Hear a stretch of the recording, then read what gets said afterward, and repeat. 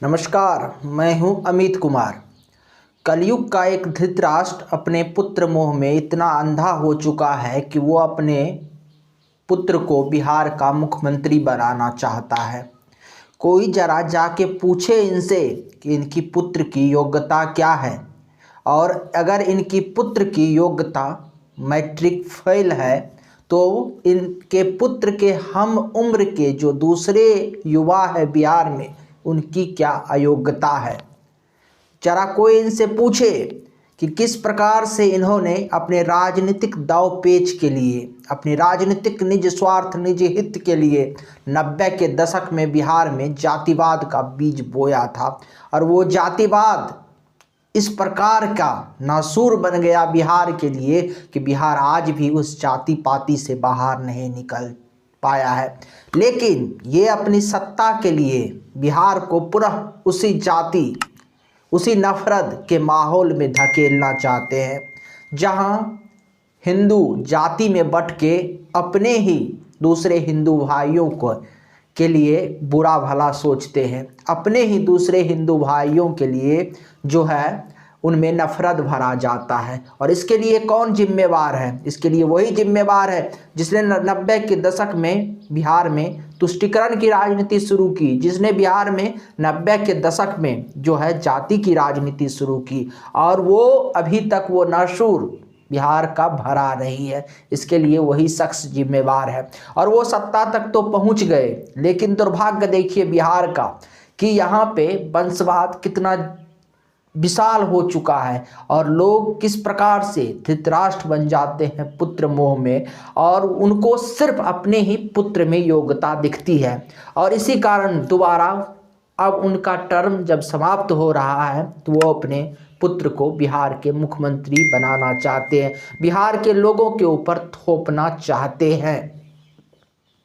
ये वही व्यक्ति है ना जो कुछ दिन बिहार में उप रहे, आप समझ ही गए होंगे। इसके बाद किस प्रकार के कार्य इन्होंने किए, उनमें एक भी काम जोड़ने वाला नहीं था। एक पत्रकार को जो इसके खिलाफ कुछ प्रश्न उठाए, जिन्होंने, आप जान ही गए होंगे कि हम किस पत्रकार के बारे में बात कर रहे हैं, उसको इन्होंने जो है बिना किसी कसूर का जेल भिजवा दिया। सोच सकते हैं कि इस व्यक्ति में किस प्रकार के नफरत भरा हुआ है, और उस व्यक्ति को वो बिहार के सर्वोच्च सिंहासन पे बैठाना चाहते हैं। और जब वो बिहार के सर्वोच्च सिंहासन पे बैठ गया तो इसकी क्या गारंटी है कि जब वो उप थे तो इस प्रकार के काम करते थे, तो दूसरे जब उनके खिलाफ उनके गलत निर्णयों पे प्रश्न उठाएगा तो उनके साथ वो गलत व्यवहार नहीं करेंगे, कानून का दुरुपयोग नहीं करेंगे, विधान और संविधान का दुरुपयोग नहीं करेंगे। और इसकी भी क्या गारंटी है, जिस प्रकार से उसके पिता ने 90 के दशक में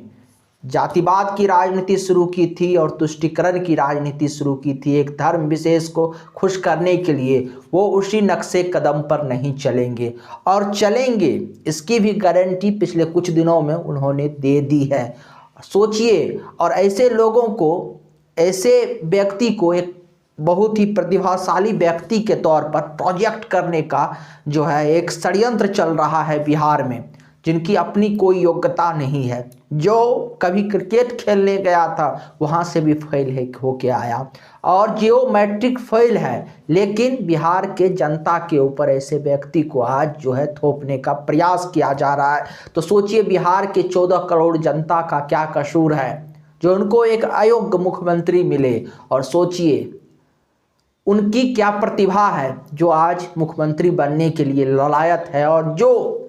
लोगों के दिमाग में ये सेट कर चुके हैं, भर दिए हैं कि हम ही मुख्यमंत्री होंगे, हम ही योग्य हैं बिहार के लिए। इन सारे प्रश्नों पे विचार कीजिए और सोचिए आप में और आपके इर्द गिर्द जो करोड़ों युवा है उनका क्या कसूर है, जो नौकरी के लिए, अपने जीवन में आजीविका चलाने के लिए दर दर भटक रहे हैं। क्या इन सब के लिए वही कसूरवार है जिन्होंने बिहार को जंगल राज में बदल दिया? इन सारे प्रश्नों पे विचार कीजिए। यदि आपको हमारी बातें अच्छी लगी और आप हमारे वीडियो को फेसबुक पर देख रहे हैं तो फॉलो कर लीजिए, और यूट्यूब पर देख रहे हैं तो जो है चैनल को सब्सक्राइब कर लीजिए, और वीडियो को अधिक से अधिक शेयर भी कर दीजिए। धन्यवाद, नमस्कार।